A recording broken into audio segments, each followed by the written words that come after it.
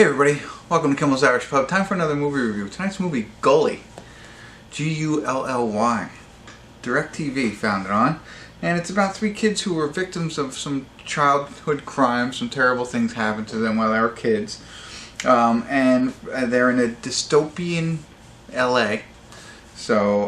But then they wreak havoc and riot across the streets of LA for 48 hours, doing all kind of rip-roaring kind of things. So here's the thing. So, okay, kind of interesting. It is 1.2 on IMDb. And 5,571 people have rated it so far. So this must be bad. It's only an hour and 24 minutes long. I have to watch it. I mean, a 1.2. I'm not done yet. Charlie Plummer. You know him? He's in this. John Corbett is in it. Robin Gibbons, Terrence Howard. There's one other person I thought I saw in this as well that I recognize, but there's I don't know who, but you know, right there. I mean, like, how do these people get in a movie that's rated 1.2 on IMDb? I don't know. I mean, I know they're not superstars, but still. Let me get into it. And 5,000 people have rated it this low. I gotta see what it's all about. I don't know if I'll finish this review, if it's really that bad and maybe not worth reviewing, but you're interested, right? So let me get into it. I'll be back.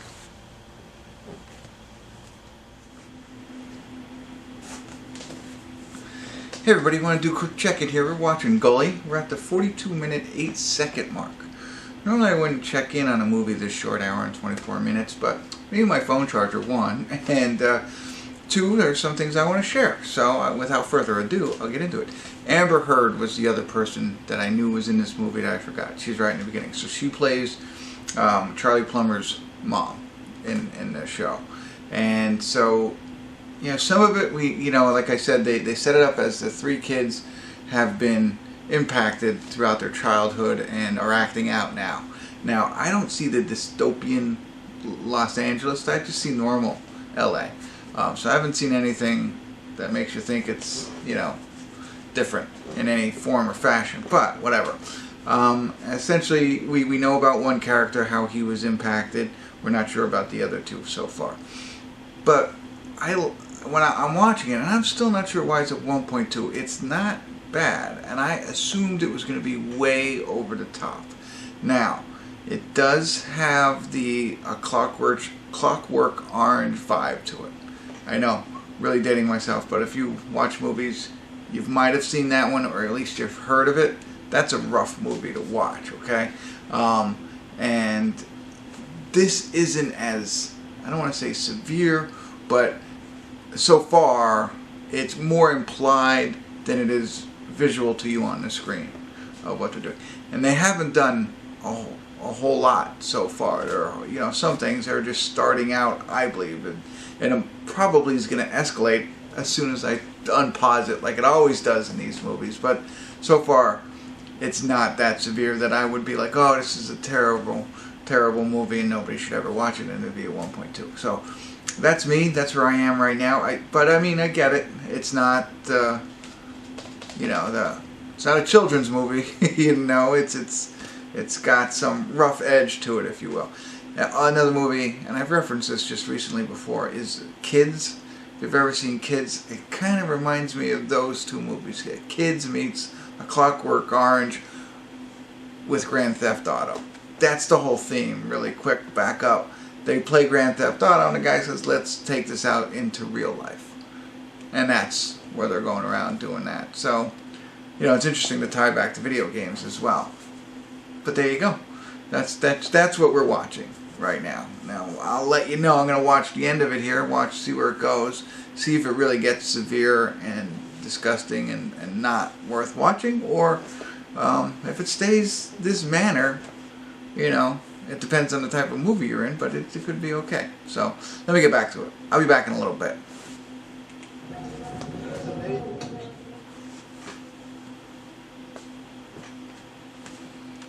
Hey everybody, we're at the credits of Gully. I don't even know why it's called Gully. But I'm here to tell you that there's something wrong with the IMDb rating system on this one. So something must have happened that caused this, because no way is this a 1.2. This is as as low as I would possibly go is a 6 on this one. Now, I could have a jaded or biased perspective on this because I went into this thinking it was garbage. It was 1.2 and it was just, and then I watched the first part when I checked in and I was like, this movie's interesting, a little edgy, but still good. And where is it going to fall off? Like, what is going to happen to drive it down to where it was? It doesn't. It continues and it gets better and better. The whole movie, I thought, was so well done. I thought there was different things, and I'm going to talk a little bit more about them. But there was different things throughout the movie that I thought were very interesting on the placement of things. And and right now they're showing here in the credits a picture, which is like kind of bringing it all together in a sense. I'll tell you, you won't like John Corbett after this movie, but otherwise, I thought it was really, really well done. And I can't wait to talk a little bit more about it, but I'm not going to do that now because I don't want to spoil it. But one of the things, just to clarify, is slightly different. They said that, I assume that all three of them, had childhood issues. They don't dive into them if they did. There's a small little piece on Charlie Plummer's, backstory, but nothing. Like, I thought they were all going to be boom, boom, boom, and this is what happened to Jesse, this is what happened to Charlie Plummer's character, this is what's going to happen to Venus. Now, it's not, his name's not Venus, but that's what I thought of. And when you see the movie, you know what I'm talking about. I can tell you that, the one kid who I'm calling Venus, you could see he had, some kind of, they referenced him in the movie as being special. Some violent outbursts, but really sweet, but kind of drifts off kind of thing. That's his big thing. But anyway, I don't want to go into any more detail than that. I just want to tell you that, and my reference to A Clockwork Orange was really based on what I thought was going to happen. Sure, there's some scenes that, I don't know, I guess they're implied again. There is no real visual, and here's, visual evidence of what had happened at all. And in fact, here's the other piece. When you look at IMDb and it gives you all the ratings, and it says, it's rated R, and you scroll down, Parents Guide, R rating for strong violence, blah, blah, blah, blah. And they have a rating scale. I don't know if you've ever seen this. Sex and nudity, severe. There was no nudity. Violence and gore, severe. Some violence, no gore. You know what I mean? Like profanity. Okay, alright.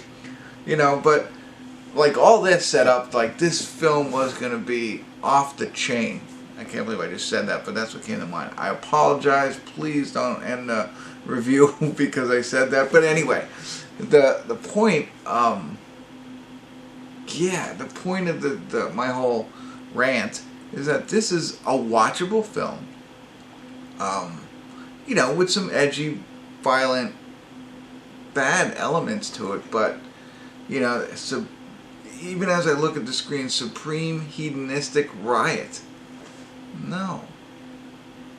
They run a supreme hedonistic riot? No. Unless I got a different version. Maybe there's a different version that's not an hour and 24 minutes long that has all this explicit stuff in it. Because to be honest with you, it's not in this. This was tame. Tame in the sense of what they're describing to you.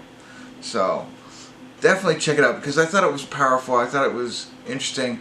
I love movies about friends, and these three guys are like the three best friends. And everything else you have to experience on your own and watch it, attentively for the little things here and there. Terrence Howard, I'll give you one more piece. Terrence Howard is a homeless person who happens to be like everywhere. He's everywhere they go. And there's more to it. I know it, but I didn't pick up on it until it was too late. He's always talking. Even if nobody's there, he's just preaching. And he's talking about different things. And I think if you pay attention, so that's my advice, pay attention when he's in the scene, listen to what he's saying. I picked up on it a little bit too late. I might have missed some things, but I'm sure that there's some relevance to what's going on in this movie. So, and I'm just about to say one other thing. So really quick, so go check it out. Absolutely, you have to. I've already given you the Kids in a Clockwork Orange, you know, dumbed down. At least the version I saw. I mean, I shouldn't say dumbed down, but like not as edgy or that kind of thing. I really thought it was going to get there. It didn't. So if you like those, or you know, somewhat interested in you, it's not supreme hedonistic. So there is some violence. Don't get me wrong. Go check it out. I think I've given you enough information, because now I want to talk to, if you've already seen it or if you want to hear a little bit more, that is somewhat of, not going to be a spoiler alert. I really try not to do that at all. So I'm going to just say a couple of things, but if you're worried, go ahead and, you know, make sure you subscribe, hit the like button, all that stuff. Spoiler alert possibly, spoiler alert possibly. Okay. So just a couple of really quick things. I want to know what happened to Jesse's mom. Right? Like, I don't know. Like, I wish there was a little bit more. I wanted a little bit more on our prisoner, or the guy who got out of jail. And I think his name was John, to be honest with you. I know why he was put in jail. You know, you see him get out. He's very, very likable character. And, you know, why is he impacted over Kelvin? Kelvin was the one I was calling Venus. Like, what's the connection there? I don't know. I don't know what I'm, you know what I mean? I need a little bit more there. And one last piece. Check out the palm trees in the end when he goes to the beach. Is that symbolism? You know, compared to his dream, and then there. I think that's what I wanted to say before. Like, that is how this movie does it. You know what I mean? Like, there's the palm trees. It's like, okay. And I'll just say it, because you've already seen it, and if you want to go back and see it, he dreams of 3 strong, tall palm trees. And he thinks of his 3 friends. When he goes to the beach, now, Kelvin's dead, Jesse's okay, but Charlie Plummer's character's in jail, right? There's 2 palm trees. One's kind of broken. Maybe, maybe not. Maybe I'm overthinking it, but when they put the guy with the Chinese, I think it's the Asian guy with the newspaper throughout the back scenes of all the different scenes for Jesse. So, if you stuck with me and you know you went through this part, you definitely have to go check this out, even if you didn't see it. So, there you go. That's it. I'm done. Longer review, an hour and 24-minute film. My review was about an hour and 24 minutes. So if you stuck with me this long, I appreciate it.